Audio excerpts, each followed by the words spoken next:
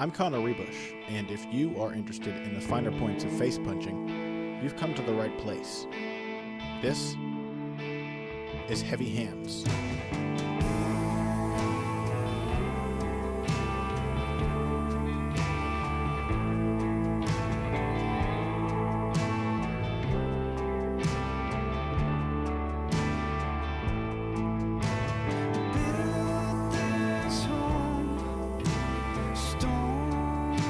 Hello and welcome to Heavy Hands. Yes, I am still Connor Ruebusch. No, my voice is not fully recovered. Who knows what's going on? But I am here for you with another episode of Heavy Hands. Patrick Wyman is here too. And today we're just kind of doing a bit of a fight smorgasbord. That's a sort of a catch-all term that gets used a lot around the Heavy Hands crowd. But what it really means is that we have a really solid fight card in front of us, one that has a lot of outright gems and a few hidden ones as well that we want to discuss, and we have no clear thematic premise for bringing them to you. So on today's episode, we're going to be talking about UFC on Fox, Shevchenko versus Peña, and about 5 or 6 fights from that card that interest us. So without further ado, why don't we just go ahead and get in? And of course, we're going to start with the main event, women's bantamweight title eliminator, I must assume, between Valentina Shevchenko and Julianna Peña. Pat, before we dive in, I feel weird. I have to ask how you doing. How you doing, Pat? I'm doing okay. I'm getting over a cold of my own. I went to my first Muay Thai class in a week yesterday, and I died. I felt so shitty. I have not felt that shitty in doing any sort of exercise in years. Like, Sometimes I thought I was gonna die. Sometimes that's the cure, though, is when you're mildly sick to just go and work out and feel really bad afterwards. Sometimes that helps. I just feel worse. I feel terrible. It always has to go downhill before it gets better. But Shevchenko Peña, let's go ahead and dive in. Interesting fight. Julianna Peña has been putting together an impressive win streak. Valentina Shevchenko's numbers don't look quite as nice as Peña's lately, but her last loss was a very competitive one to the current champion, and she followed that up by just succinctly outsmarting and outfighting Holly Holm. So I think most would agree that Valentina Shevchenko has serious upside as a title contender right now. What do you make of the matchup? I'm very interested in this matchup because I don't think we have a real good handle on how good Julianna Peña actually is. Yeah. I think her opponents in the UFC are 2-9, Julianna Peña's. And I think that one of those wins is Kat Zingano's, and the other win is Jessica Ai's. So think about the fighters that she's beaten. Her last win was a big one. It was over Kat Zingano, but it was really close. She got tossed around a little bit early. And then and against a Kat Zingano who hadn't fought in 17 months. Something was like coming that. off a series of injuries and a devastating 14-second loss to Ronda Rousey. I don't think we have any idea how good Julianna Peña actually is. So this is going to tell us a lot about her. Peña has never fought a particularly competent striker. I mean, I know you have some feels for Jessica Ai, but I do not share those. I do not think Jessica Ai is a particularly good fighter. I think both Ai and Zingano are capable of outstriking an opponent like Peña if they're given the right circumstances. But not necessarily good at forging the kind of fight they need. You know what I mean? It's like Bethe Correia trying to outbox Ronda Rousey. Like, for 20 seconds, you can tell she has the right idea, but it just doesn't come together. Yeah, so when you watch Jessica Peña's game, Connor, what do you see? What stands out to you? Or Julianna Peña? Jesus, am I even saying the right words here? It's fine. I've been feeling the same way all week. I'm totally with you on Peña. And the word I guess I was going to use to describe her winning streak was dicey. Like, she feels like she's walking a tightrope here, where at no point, especially in these last 2 wins, has it felt like Julianna Peña is some kind of a lock to make a solid run at a title. You know what I mean? She gives out a Tony Ferguson without all of the tricks kind of vibe, where it's a lot of reliance on heart and aggression, crazy over aggression, and durability and stamina. Peña is obviously very well conditioned. She does have some natural talent as a grappler, and she's certainly a willing striker. She's willing to do just about everything there is. But we've seen a lot of her sort of getting tossed around, put into bad positions, being over-aggressive, and certainly walking into strikes. And as you said, she's not faced anybody who is actually really an exceptional controller of distance or a great counter-striker, and that is exactly what she's faced with right now in Valentina Shevchenko. It's basically, to me, one of the worst possible matchups in the division for a fighter like Peña.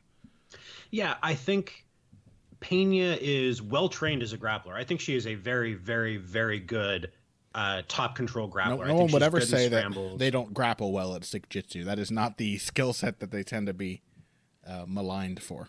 Yeah, I think that a parallel with Michael Chiesa is not necessarily the worst way to look at Julianna Peña. Sure. She's big.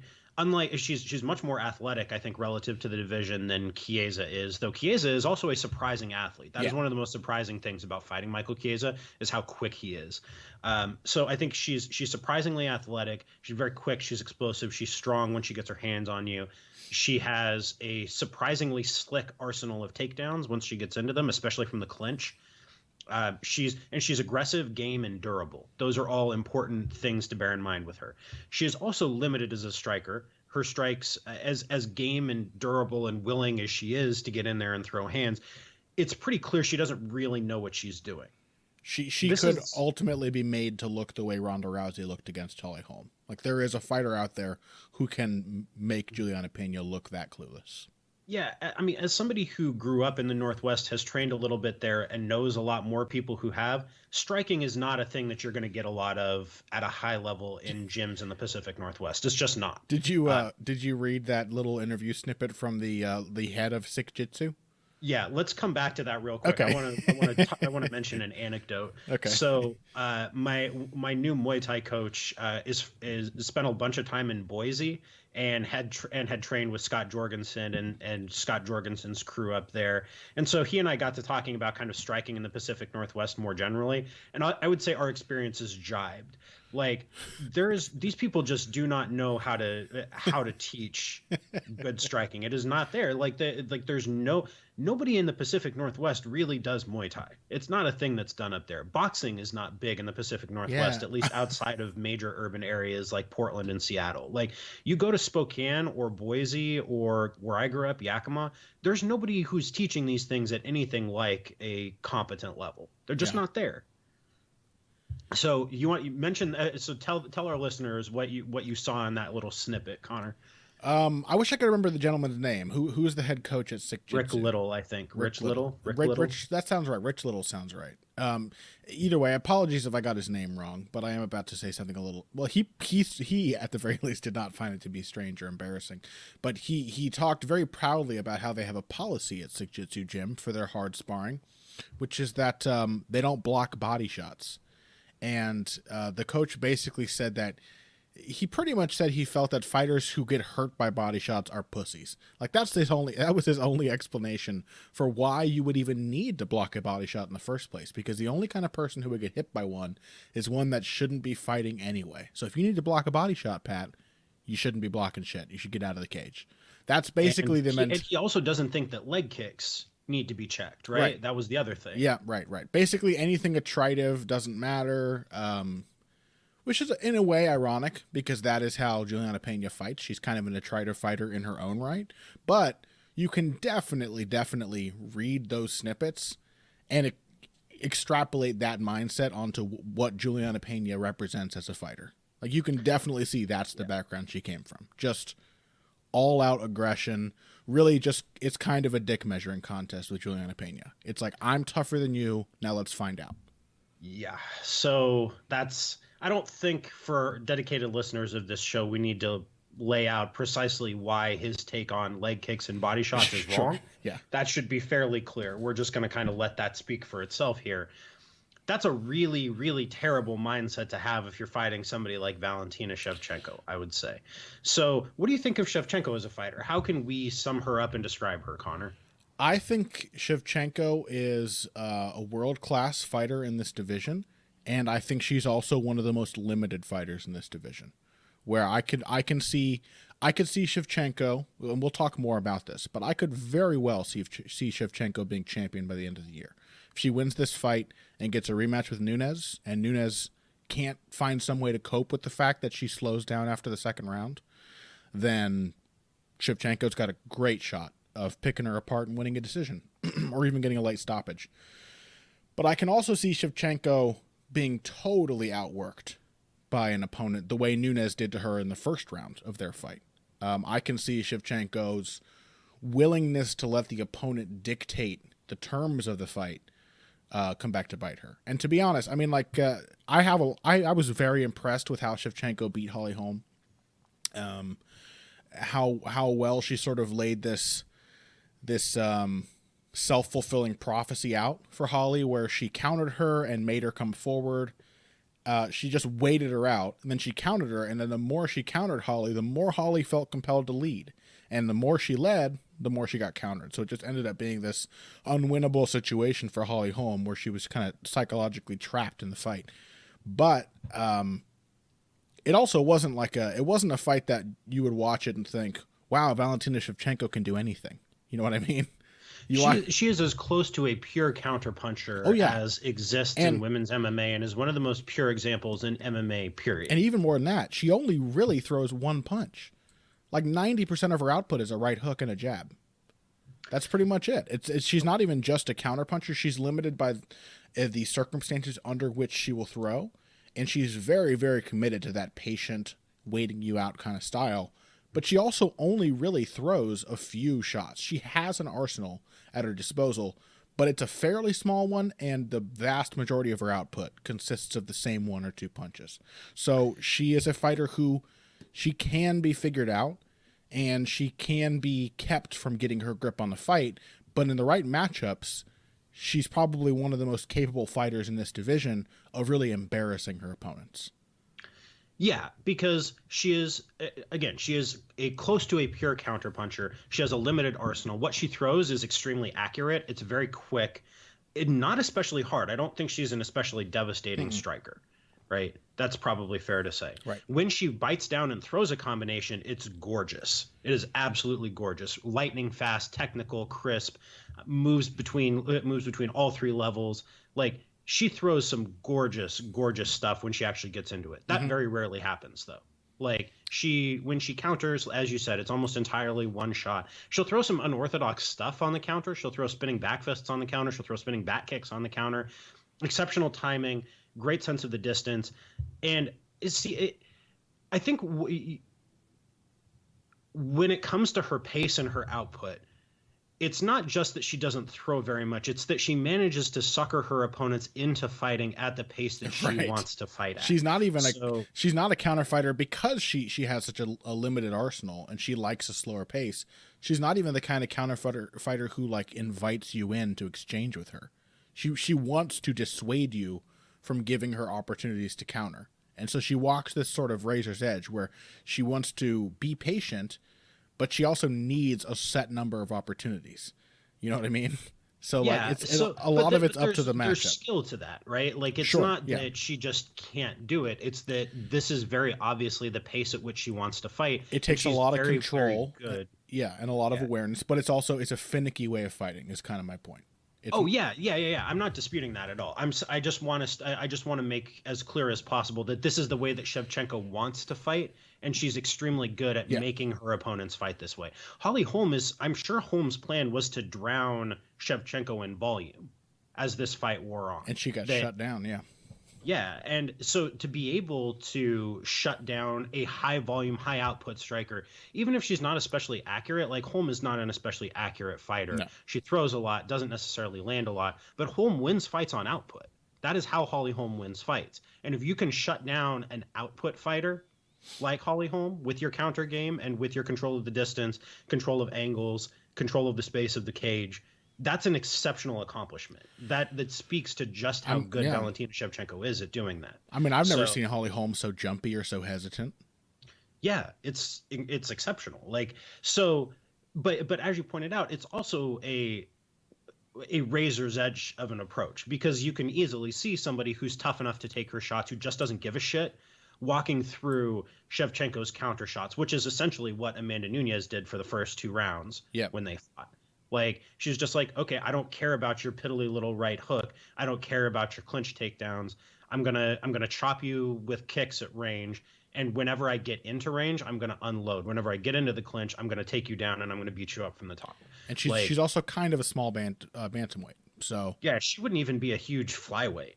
Yeah. Frankly, she's 5'5" generously and not an especially thick 5'5". So she can be overworked. She can be overwhelmed. There are ways to just have the right natural innate advantages, or to have the right style where, yes, Shevchenko is beatable. But that's the thing, is that's kind of the case with both of these fighters. And in the end, I kind of come away feeling like I have a little more respect for what Shevchenko does, simply because her razor's edge is kind of one of her own making. You know what I mean? She sort of dares herself to fight in this very precarious style and does it remarkably well with a lot of consistency. Well, we also know that her style works against high-level opponents. Sure, right. Yeah, absolutely. You saw her beat Sarah Kaufman. It's a totally different resume. Holm. We saw her be really competitive with Amanda Nunes. I mean, and her Muay Thai credentials speak for themselves. Yes, of We course. do not know that Julianna Peña's approach is going to work against somebody who really has a good idea of what they're doing. Right. Yeah. And then I have to reiterate, I think sharp counter striker with like precision long range tools who knows how to manage distance, I think that's kind of the worst matchup for Julianna Peña. I can see her rallying in the 3rd round of this fight, but I think Shevchenko has great conditioning and almost never allows herself to fight at a pace where that would even come into question, you know, if she's well conditioned. So yeah, Shevchenko is really squirrely.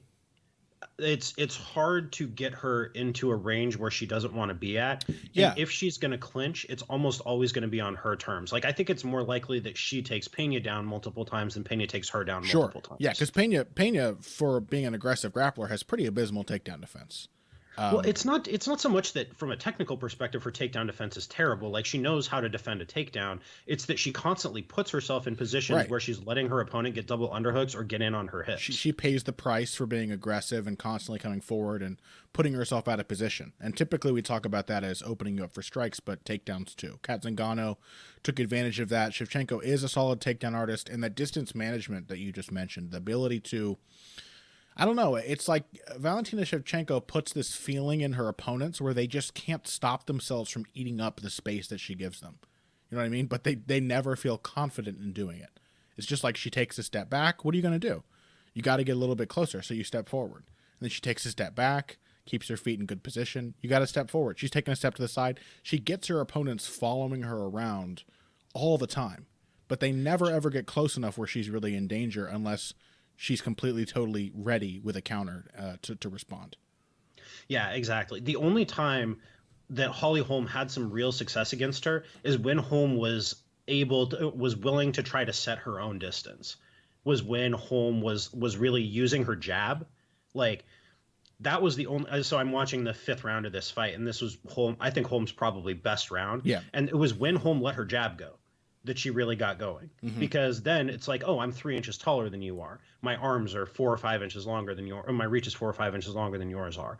Like, I'm probably a better pure athlete than you are. So if you can't or won't jab with Valentina Shevchenko, then if you can't fight with her at long distance, if you can't at least try to make an attempt at playing with her sense of distance, you're going to get blown up. I don't think Julianna Peña has the slightest idea of how to do that, even if she wanted to. No.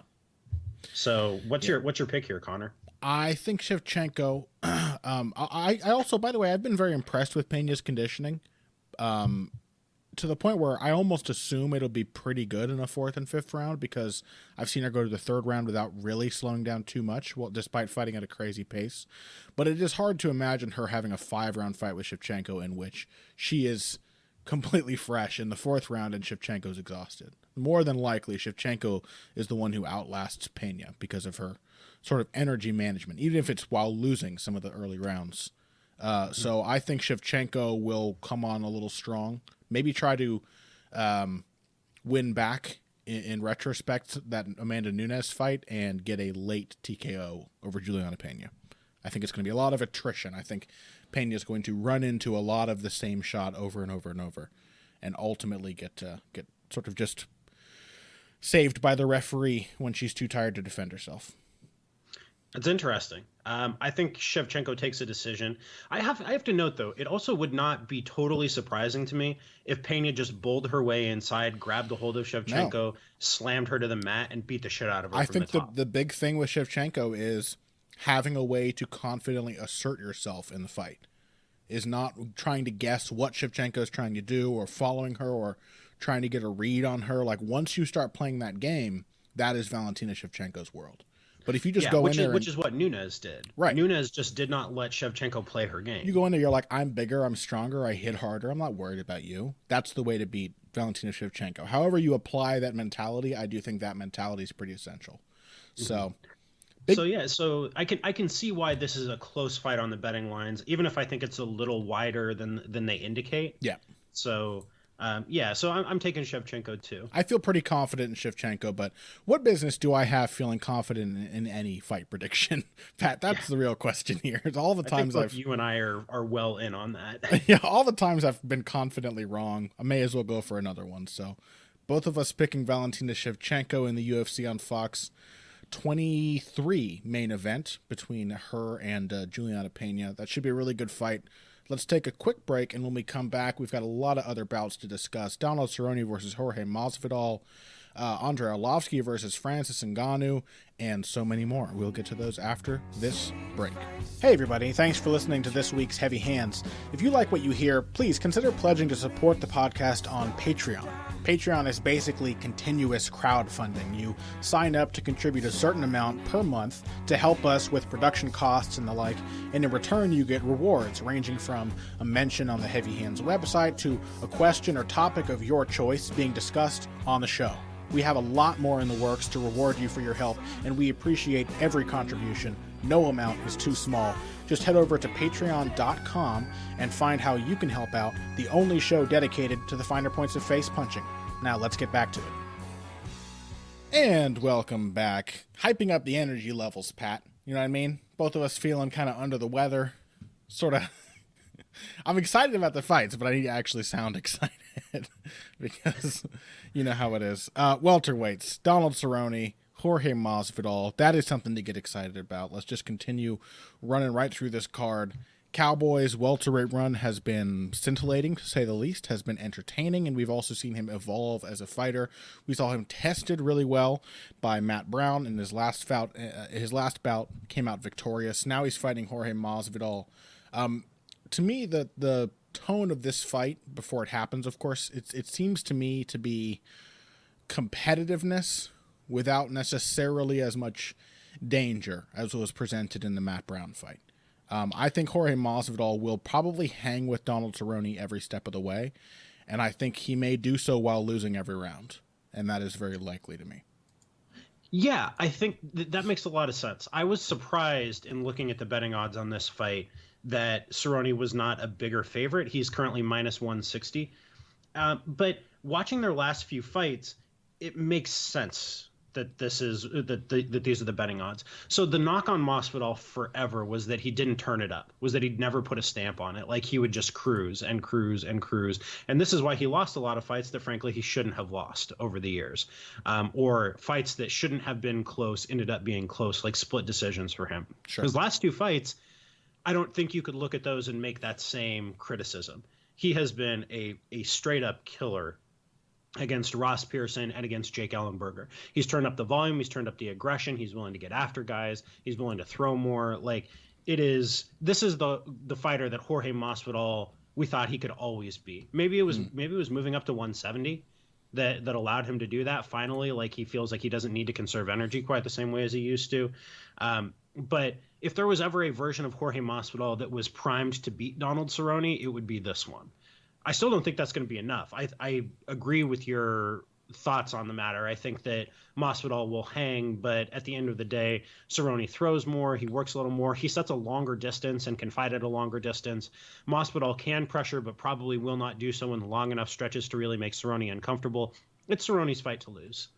Yeah, well, Jorge Masvidal is a guy who he fits into a class that we've sort of invented on this show, of like the boys who grew up fighting men type fighters, and we've reasoned that fighters who have a young start in mixed martial arts and fight established fighters from an early age and have a long run of experience at a pretty good level, fighters like Jorge Masvidal tend to turn into survivalists or kind of slicksters who their goal kind of shifts because of all that experience, where your average novice fighter will go into his first UFC fight or whatever, and his goal is going to be to finish the other guy, to get him out of there. And you often get the feeling watching somebody like Jorge Masvidal fight, or somebody like Sean Strickland, or somebody like I don't know, who's another example?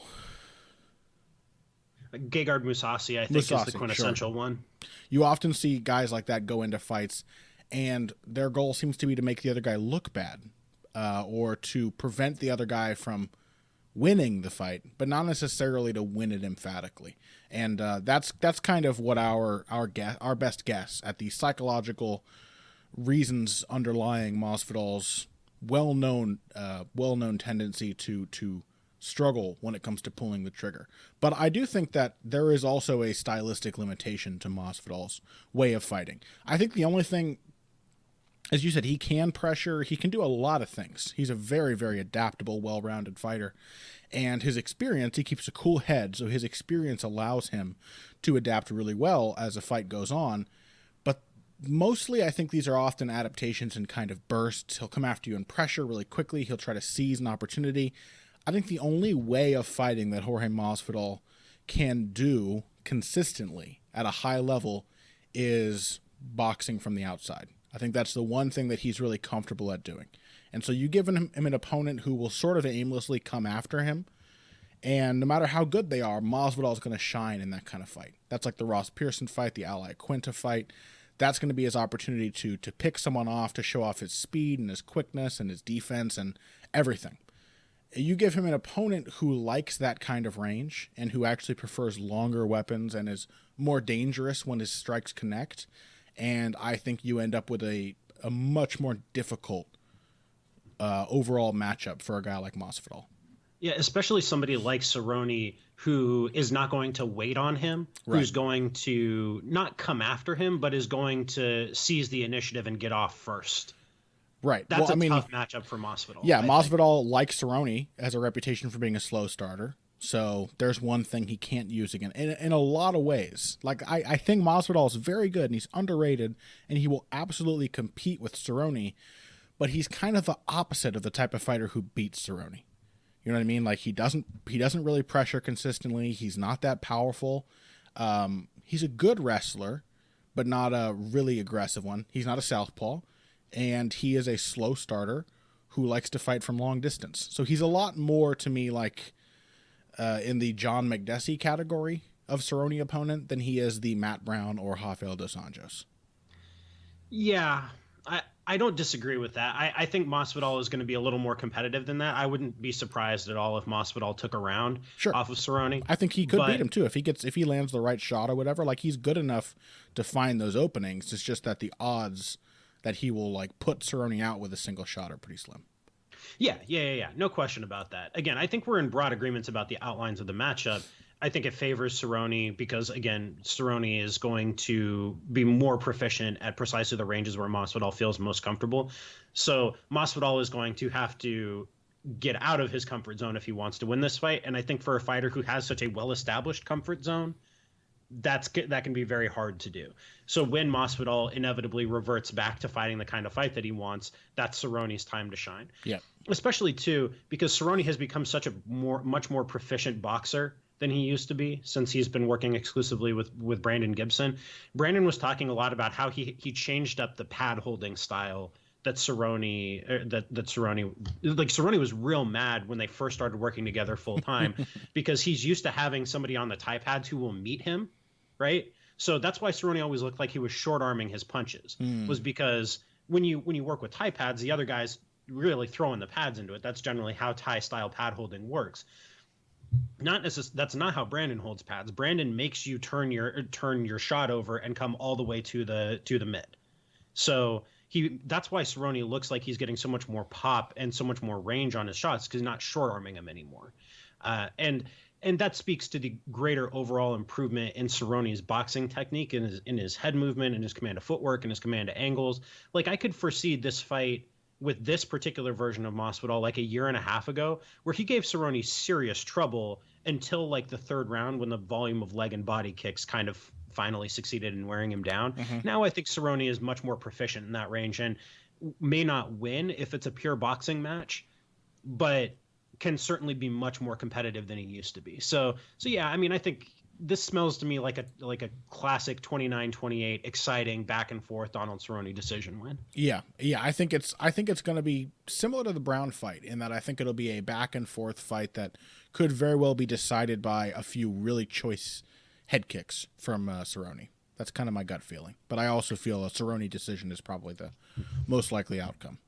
It's going to be really interesting to me. Like, if there's one thing I want to watch in this fight, it's going to be how Cerrone places his kicks, because Masvidal is such a defensively sound guy that you can't really hit him easily to the head. So Cerrone is going to have to do a lot of clever finishing combinations with low kicks and middle kicks after using his punches to set up and draw out Masvidal's first couple of layers of defense, and then try to work around that. That's going to be really interesting to watch. I think it's going to be a treat. I went back and rewatched the finish of Matt Brown about 10 times, just salivating, because I don't think I picked up when it actually happened how well done that finish was. It was similar to the Story knockout, where it's a highlight reel worthy kind of knockout, because you can see the thought process playing out as it's happening, or you can see the drilling that has gone into this knockout. So like Matt Brown throws a body jab and Cerrone parries it, and as he's parrying it, he's already got his feet switching. It's clearly a trigger that he has worked on the pads and in sparring.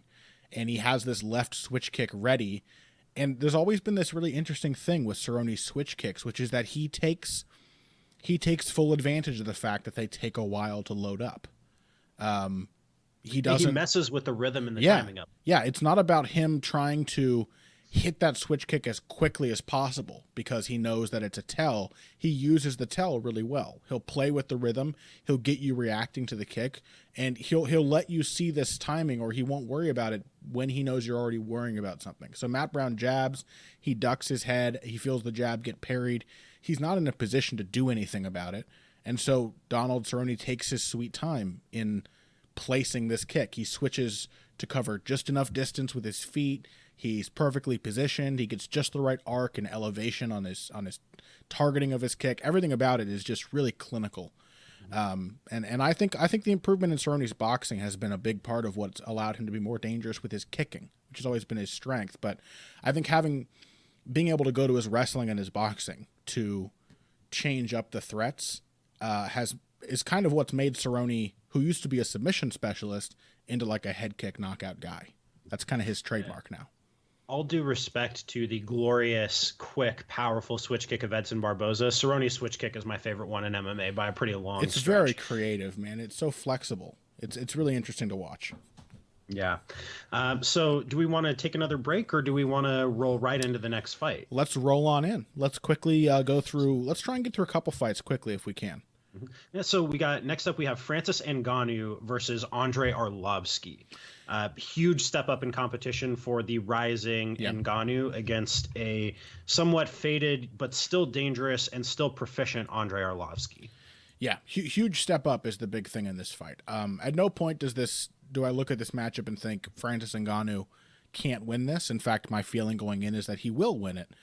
But it is hard to overstate how different an opponent, even like a 3-fight losing streak Arlovski, a 37-year-old Arlovski, is compared to the kind of dudes that Ngannou's been feasting on.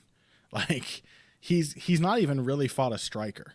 That's the crazy thing. Is Ngannou, he's obviously got massive potential. It's amazing. But we have, as MMA fans, fallen into this trap before, where we watch a fighter and we get a great estimation of their striking ability because they only fight grapplers. Like Ioane and Jacek's even an example of this. We expected Ioane and Jacek, for example, to kind of destroy Valerie Letourneau. I think we both picked her to finish her within 3 or 4 rounds. Correct. And it was, in fact, a very competitive fight. And I think part of the reason for that is that our expectations for how Joanna Jędrzejczyk deals with an opponent were largely based on her fighting opponents that desperately wanted to take her down. And when that was no longer the case, when she fought somebody who was willing to strike with her, it was an entirely different process she had to go through to figure that opponent out and to adjust to what she was seeing and so on and so forth. So it ended up being a kind of fight we hadn't seen from Joanna in the UFC. And I think that may be the case here, where Ngannou we focused so much on his grappling improvements, just like we did with Joanna. Like, wow, takedown defense out of nowhere. That's insane. Holy shit, getting submissions on big, strong heavyweights. This guy didn't even know what MMA was 4 years ago. Brian Stan, I think, said that after he Kimura at Anthony Hamilton. But we think of him as a guy whose striking skill is there, and now we get to watch him improve as a mixed martial artist. In reality, the striking skill of Francis Ngannou is not flawless. Nor is the striking skill of Andrei Arlovski. But the thing with Arlovski is, like a guy like Tyron Woodley or John Dodson, he has always had the perfect combination of speed and power that requires an adjustment period from opponents. That if Arlovski gets after you with his right hand early, you're not going to be able to see it and avoid it as confidently as you would the right hand of pretty much any other opponent. And that's dangerous for an inexperienced guy who has not fought many people whose main goal is to knock him out. That's going to be a different challenge for Ngannou. Yeah. Even at 38 years old, I think Arlovski is 38 now. He is still shockingly fast and powerful and a great overall athlete. 37, but I think he's probably one of the fastest. Okay. He's probably still one of the fastest, hardest hitters in the entire division. Yeah, by any metric, Arlovski is still an exceptionally dangerous puncher. I think I'll be interested to see, because I believe you're right. I think your take on Ngannou is correct. Like, he doesn't have a whole ton of depth of striking skill. Yeah. He's not a lifelong striker who has become an MMA fighter. He's a dude who literally had no idea what MMA was and wound up at a gym where they have done a great job of developing him. Yeah. But he's learning everything all together. It's not like he has this huge, deep base of knowledge to fall back on. Mm-hmm. Great athlete, incredible athlete. I think maybe the best athlete in the heavyweight division, and a guy who is still putting all the pieces together, albeit at a very rapid clip. Yeah. So, to me, I'll be interested to see. I think you hit on something really important, which is that if Arlovski is like, okay, I'm going to come out and I'm going to strike with this guy because I'm the more skilled, more talented striker, then I think it's going to look shockingly competitive, perhaps up until the moment where Ngannou lands something clean and Arlovski's chin crumbles. It's almost it's almost sad to me in a way. I look at this fight and it's so interesting, and then I have to end every discussion by just saying, well, probably Arlovski's chin isn't as good. So probably Ngannou can take the shot and Arlovski can't. It comes down to such a simple final prediction. Yeah, exactly.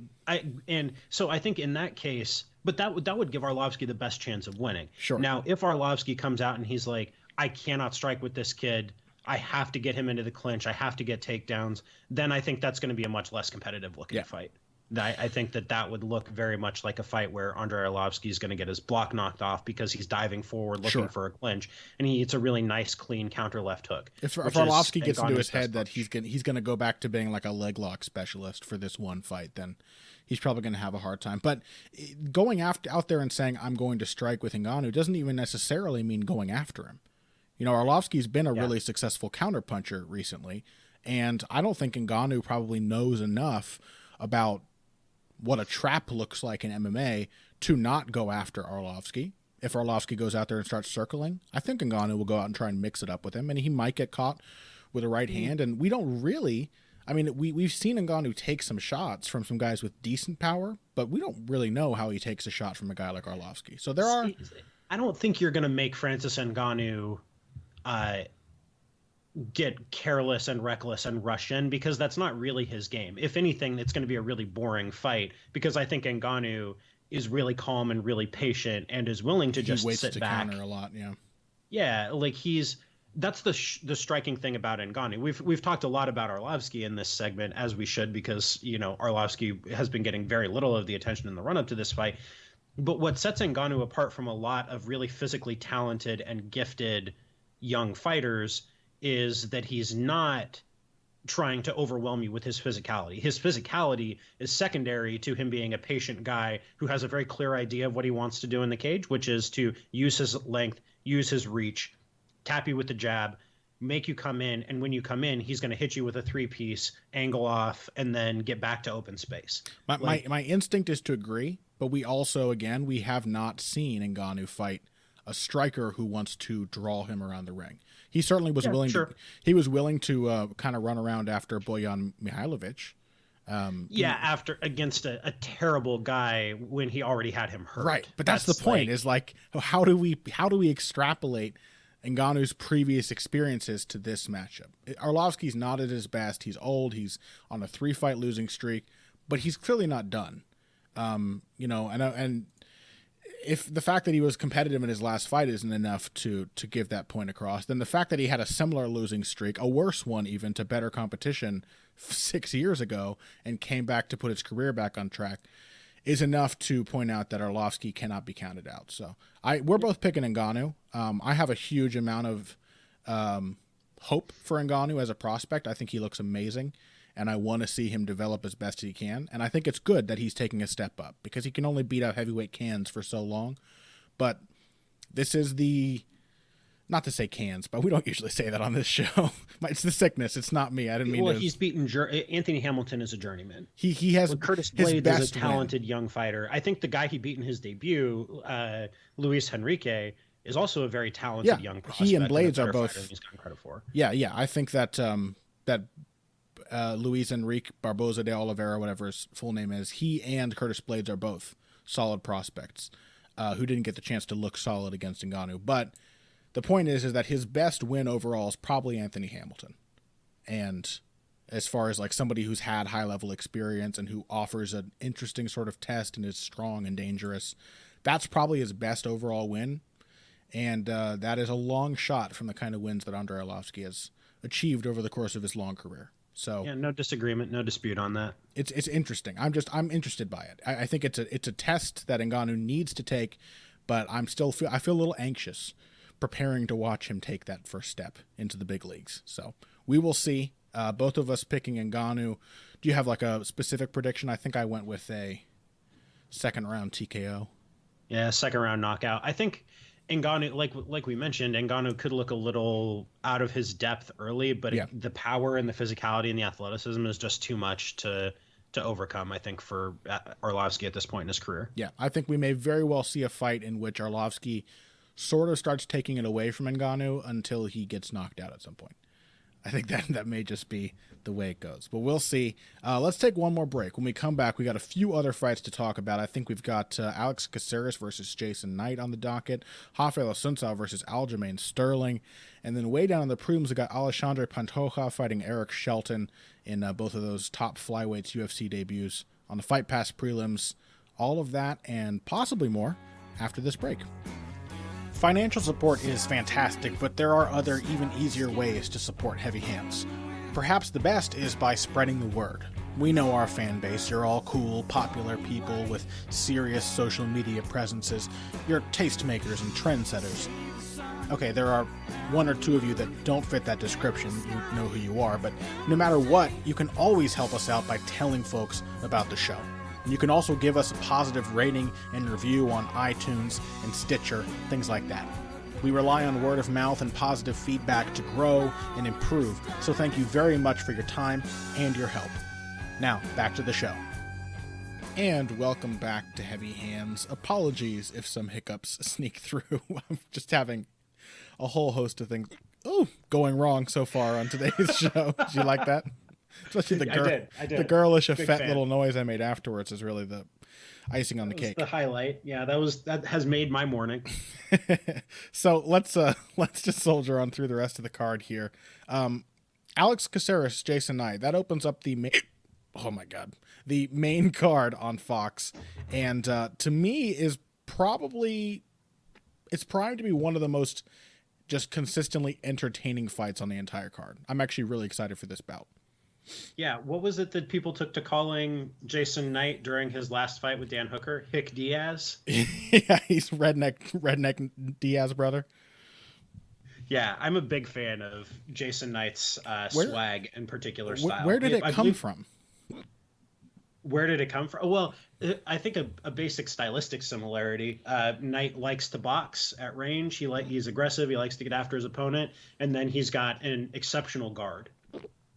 Yeah, but he used to just kind of be a guard guy. That's the thing. He came into the UFC, fights Tatsuya Kawajiri, and he's basically just a guard-based submission artist. And then suddenly, he's really, really reliant on his boxing to the point that he's fighting a guy like Dan Hooker, who's a pretty experienced striker, and he is choosing to strike with him for most of the bout. Nah, I mean, he still worked his takedowns in there. I think didn't he take him down like 4 times in that fight? Maybe. Yeah, I'm surprised because Knight is also a surprisingly explosive wrestler. When he gets his hands on you, he's got really nice drive. He finishes his double really nicely. I think he's a very talented, very promising young fighter. Like the Diaz comparison is not a bad one because I think it captures the particular don't give a fuck attitude with which Knight approaches fighting. I appreciate that. But it also obscures the fact that he's got different skills. He's quicker. He's a little more athletic, I think, than either of the Diaz brothers is relative to their competition. But same kind of high output approach. Very promising dude. I mean, I remember I first took note of him when he submitted Musa Khamanaev, who's a Russian fighter who kind of a journeyman whom I enjoy a great deal in Titan. But yeah, at that point, he really was just a guard guy. He would be happy to pull guard. He liked his triangles. He liked his arm bars. But he didn't really have much of a striking game. And then kind of all of a sudden, in his last 2 fights, it's like, oh, he knows how to throw really nice combinations. He works the head and body together. He's got a nice jab. He fights long. He's got pretty decent pressure footwork. He'll mix in some kicks. It's a promising game. He doesn't give a damn about being hit. Yeah, he is not what I would call a defensive mastermind. No. But it works to his advantage with his boxing style. I don't consider it necessarily a drawback. The fact that he gets hit is a drawback, but it doesn't affect him badly the way it does, the way you might expect it to affect a lifelong submission grappler.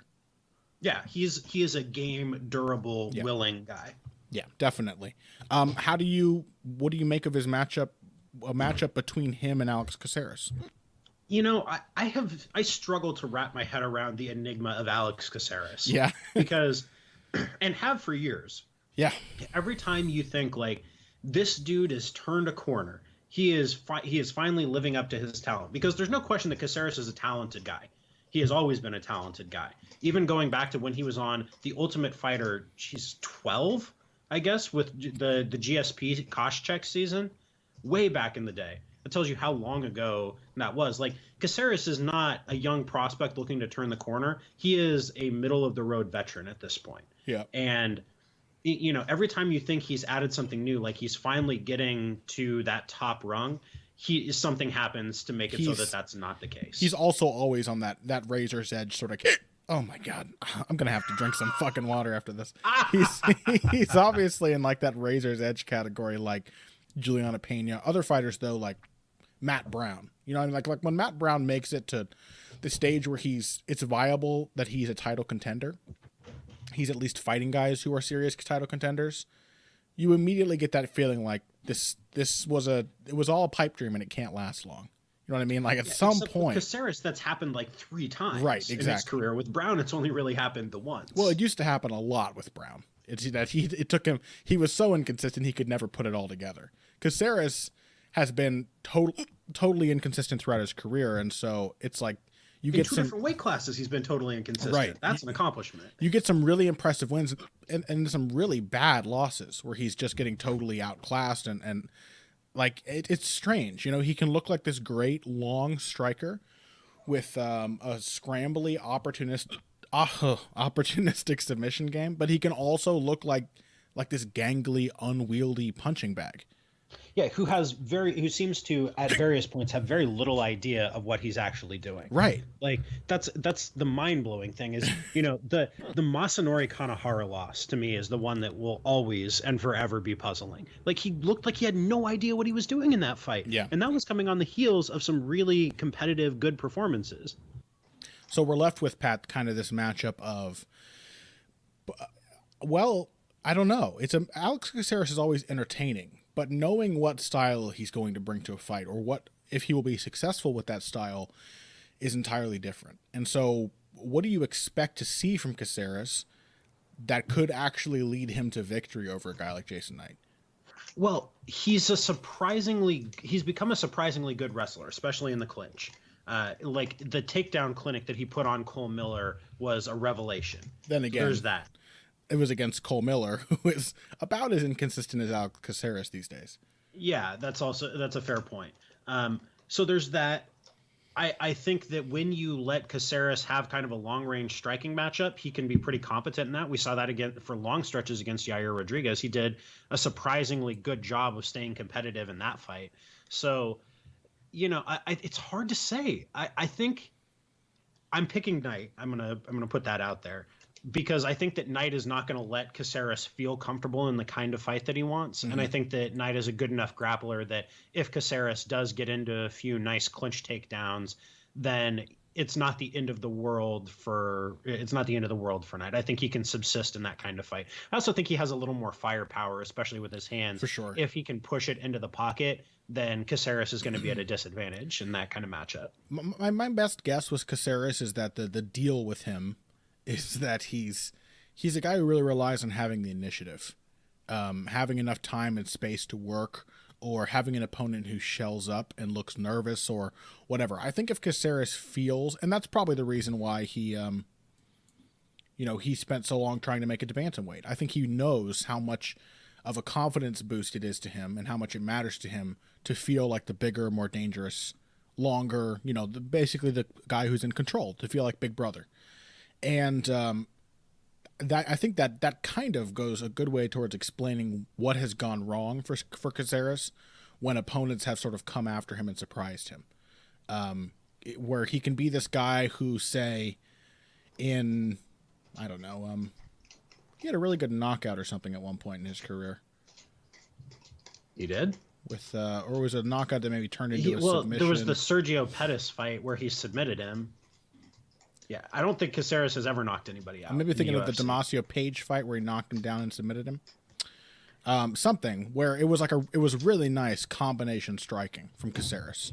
It was like right uppercuts, left hooks, everything inside, in mid-range, and then back out, and everything was great. And then you can have that same guy go in there against somebody who just wants to get in there and mix it up with him, and he looks terrible. Like, he is so hittable and so unused to controlling the distance, to actually maintaining it and forcing the opponent to respect it. So it really depends on the opponent. And if that is the case with a guy like Caceres, then Jason Knight is very difficult as a matchup, because he may not have the exact kind of skill set to beat Caceres, but he is going to constantly be in Caceres' face. Whether it's throwing punches or going for takedowns or tangling with him on the ground, he's going to be in there making Caceres react at all times. Yeah, that's a really, really good point. I think the one that you hit on about initiative is the key there. And Knight is just not a guy who's going to let you have the initiative at all. I think that more than anything else, the confidence that allows you to go out there and say, no, this is my fight. I'm going to do what I want to do. That's what unites Jason Knight with the Diaz brothers, and where that comparison comes about. Ultimately, maybe he's more in the Julianna Pena pool of a person who just goes in there and tries to out-grit people, and that won't carry him too far. But I don't know. I honestly don't know. Knight seems to be making improvements at such a rapid pace. It would not surprise me if he kind of turned into a surprise top 15 featherweight. Sure, he has potential. So does Peña, I think. The fighters whose potential maybe can be untapped or whatever. But regardless of where he goes in the future, right now he's in there against like an inconsistent, all-rounder. So at that point, I think you got to give it to the guy who's just meaner and more dangerous. And Yeah, that's Jason Knight. I'm totally with that. So what's up next? We want to talk about Rafael Assuncao versus Aljamain Sterling. Yeah, well, we've got we talked last week about matchmaking, and it seems to be an interesting undercurrent through all of this week's fights as well. We talked about it briefly, or touched on it at least, with the Arlovski and Ngannou fight. That's a fight in which a prospect is taking a step up against a veteran, and that is once again the case in this bantamweight showdown. Aljamain Sterling, of course, very talented, highly touted prospect, really fun personality, just an all-around entertaining and interesting guy. And now he's got to fight Rafael Assuncao, who is a fighter that basically no one cares about, but who is definitely among the very best in the division. And so, and with a lot of experience and a lot of tenure to draw on too.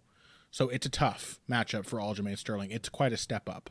At least it's more like fighting Brian Caraway than it is like, I don't know, outclassing Johnny Eduardo. Yeah. I mean, this is I'm going to put my cards on the table. I'm picking Aljamain Sterling here, but I'm picking him because he's had 7 months to work following his last loss. I think that when you have a young fighter like Sterling with that kind of talent, who seems to be surrounded by good training partners, who's intelligent and knows how to fix things that ail him. Like, you very rarely see him making the same kinds of mistakes 2 fights in a row. Mm-hmm. Like, he's a very cerebral dude. And he's really, really analytical. Like, he's a super analytical fighter. One of the most analytical guys I've ever talked to in terms of watching the sport as a whole and watching his own game.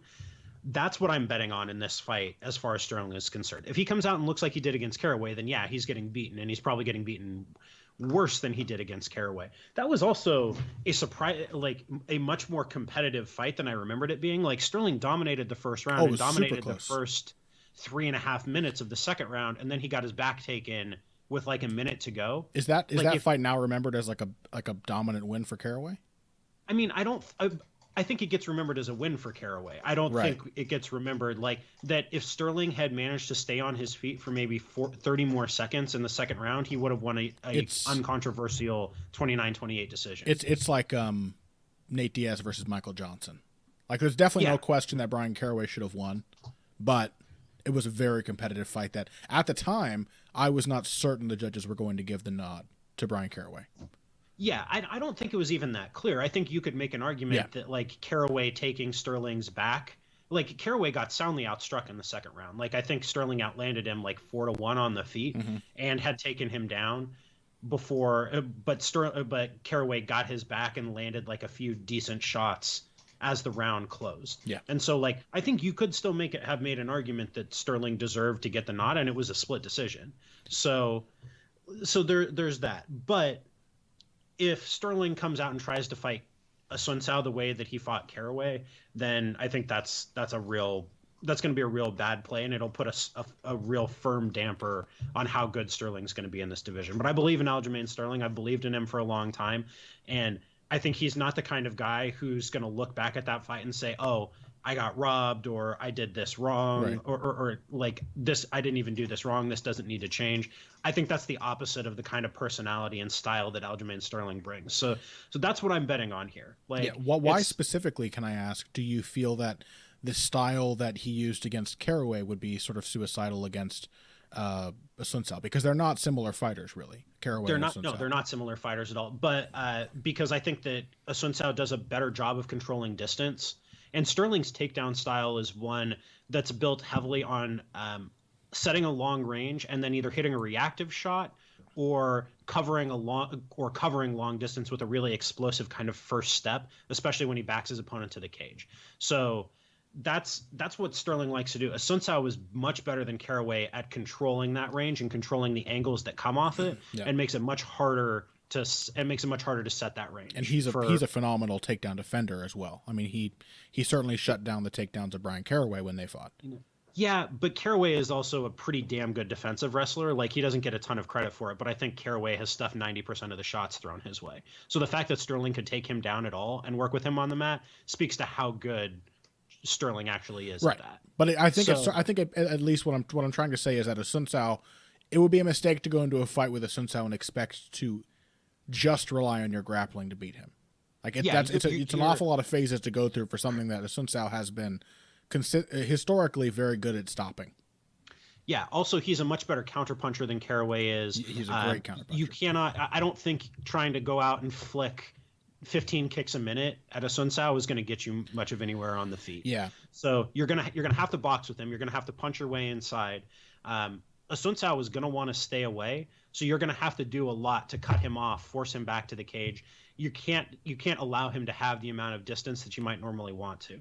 But like I said, I'm confident that Sterling can get that figured out. Yeah, it's tough for me. Listeners of the show will know that I'm basically Rafael Assuncao's number one fan. I'm his only fan apparently because nobody cares about him.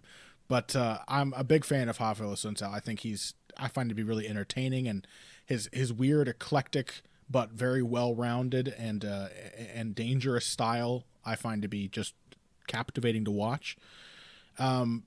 But I do have questions about how he approaches this fight. It feels like, it's too much for Aljamain Sterling, just based on the fact that, it's it's Rafael Assuncao. The guy has tenure. He's been in the division for a long time.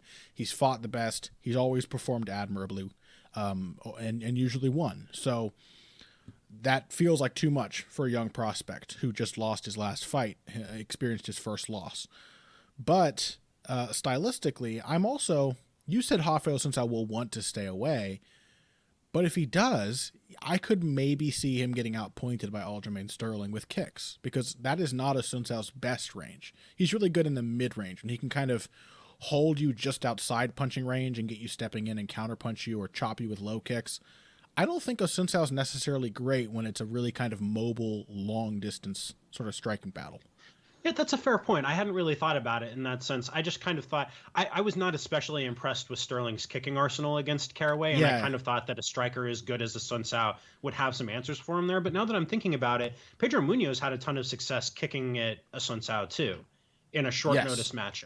Yeah, so I did a lot of damage with low kicks. I think Sterling could be surprisingly competitive there. But the reason I brought up Assuncao's wrestling before is I think Assuncao could be surprisingly competitive in that range where Sterling probably wants to be finding his takedowns. Assuncao is definitely the better boxer, definitely more comfortable in the pocket. And I don't think Sterling is the kind of guy who, once you've established a middle distance, is great at hitting his takedowns. As you said, they're either reactive when you're coming forward and you're off balance, which doesn't happen all that much to Assuncao, or they happen when you are being pressed backwards and you're put out of position, which also doesn't happen that much to Assuncao. He's just a very clean, consistent fighter. So yeah, that's a good point. I don't know. I really don't know. I'm going to go with Assuncao because I'm his number one fan and I really like watching him fight. And I cannot escape this feeling that it's too much for Aljamain Sterling. But I don't really feel that. I basically feel the same way I feel about the Ngannou Arlovski fight. I do feel that Aljamain Sterling is good enough and has the right style to survive and possibly even win this fight. So I just don't know. But I'm going with Assuncao by decision. It's a great fight. I'm excited. I mean, I love bantamweight. So there's one more thing I want to hit on here before we move on. You talked about it being too much for Sterling. Maybe at this point, it's time for Sterling to take that step. He's been a pro for he's now in his 6th year as a pro. Like, he is in his prime. There's not going to be a ton of future, like, he's still got a lot of years in this sport. Obviously, I'm not saying he's like close to being past his prime or anything, but how much longer will he be making big strides from one fight to the next? Exactly. Like, this is the time for him to be competing with guys in the elite of the division. Like, he's had 5 UFC fights under his belt. He's steadily increasing competition. It's not like he got outclassed by Brian Caraway. It's not like he showed that dude is in a totally different realm of possibility from him. Like, he should be fighting guys like Rafael Assuncao from here out. I think you could make an argument that maybe he should have taken a bit of a step back, but to get things figured out. But I don't think so. I think this is the point where you're like, either you belong in the top 5 of this division or you don't. Sure, I can see an argument for that. I think my main worry here is that I just don't know how Sterling responds to that first loss, and how much he can change up his style, really, the fundamental aspect of his style. But I don't know. So he could do it remarkably well and come back and get a win. It remains to be seen. But I'm definitely looking forward to it. And that brings us to our final fight to be discussed, one that you said was a little interesting to you because I think you have an upsetting pick here. An upsetting pick. This is a flyweight contest between, my apologies, Brazilian Portuguese will eternally mystify me. I think it's Alexandre. I've heard it Pantoja, but I don't actually know what the rule is for how Brazilians pronounce their J's. Is it Pantoja or Pantoja? I think we have no idea. If I'm going by the very little that I know about Brazilian names, I would say Pantoja makes more sense because I know it's George and Jose, but I've heard Pantoja on Tough and in other things as well. So I don't know. So I'm going to say Pantoja because it's what I've heard. Apologies if that's not correct. I'm sorry. And I'm going to say Pantoja. So at least one of us is getting There we go. Right. We'll just split the difference. We're both heavy going hands will be 1 for 2 in correct pronunciation of his name. We're both going with Alexandre, I think, for his name, but it's probably like Alexandre or something like that because Alexandre. Yeah, because Brazilians just have no respect for people who don't know their language, just like the Poles. These people with their insane languages that you just can't even crack into. Well, Brazilian Portuguese is interesting because the orthography, how it's written, does not match pronunciation, which is true of most languages. Not necessarily true of most Romance languages, where the orthography and pronunciation tend to match fairly closely. Yeah. So that's leaving aside our philological note for the day. Brazilian Portuguese is like the French got their hands on Spanish. It's like, let's make this really confusing with a bunch of weird nasal sounds and letters that you don't say right. Anyway, we'll get into our xenophobic language rants another time. Alexandre Pantoja, Eric Shelton. Pantoja, of course, was on the latest season of The Ultimate Fighter. He was the top seed in the last season of The Ultimate Fighter. He's the number 1 seed. Top seed, did well for himself. He's, of course, a champion. He famously beat Brandon Moreno, who then famously beat Louis Smolka. So he clearly belongs in the top of this division. He's an established, well-put-together fighter with a lot of experience behind him, at least in terms of time. But you think that Eric Shelton is going to be surprisingly competitive with him. Yeah, so Eric Shelton was one of the big surprises to come off the last season of The Ultimate Fighter. He was the number 15 seed, pretty unknown guy, came in with a kind of a 10-2 record, no wins over anybody that was particularly well known. But he looked really, really good on The Ultimate Fighter. He's big for the division. He's 5'6", and an exceptional athlete. Really, really quick, really fast. And he looked really quick and really fast on Tough in a context where guys usually don't look like they're at their physical peak. So if he's had a full camp to do all of his strength and conditioning and to do his weight cuts right, you have to imagine, and this is based on what I've seen of his pre-Tough fight film too, like he could be one of the very best athletes in this division in terms of his speed and power and just overall physical gifts. So when we had been talking about this beforehand, this fight opened with Shelton as a slight favorite on the betting lines. Just now, since the line has opened, all of the money has come in on Pantoja, and Pantoja is the favorite. There we go. So that was going to be our angle to talk about this. That's kind of weird, but I think the faith in Shelton is not misplaced. He's a really, really talented guy, and especially if he's training with the right coaches, he's at the right camp, then he could end up being like a top 5 guy in this division. He has the talent to do that, and he showed on Tough that he can compete with guys like that. So, but Pantoja right now is the better fighter. Like, there's no question. Pantoja is as good as he's going to get. Like, he's not going to make huge improvements from here on out. He's done most of his training at Nova União. He's a Nova União fighter. He's got crisp hands. He throws hard kicks, a shockingly good wrestler, a fantastic grappler, does a great job of getting to the back, especially. Like, he is a really well put together guy in his prime who is definitely a top 10 fighter in this division. If you put him in there right now with somebody like Ali Bagautinov or Ian McCall, or who else is hanging around the flyweight top 10 right now, I mean, a Dustin Ortiz, I would pick Pantoja in all of those fights. I think he's that good. But Shelton, in the long run, could end up being the better fighter. Shelton has more upside, do you think? Yeah, he's got a lot more upside. Yeah, it's interesting. Pantoja to me is like he seems like a grappling specialist. Like, that's the vibe you get from Pantoja. Like, that's where he's strongest. But he gives you this weird impression when you fight him.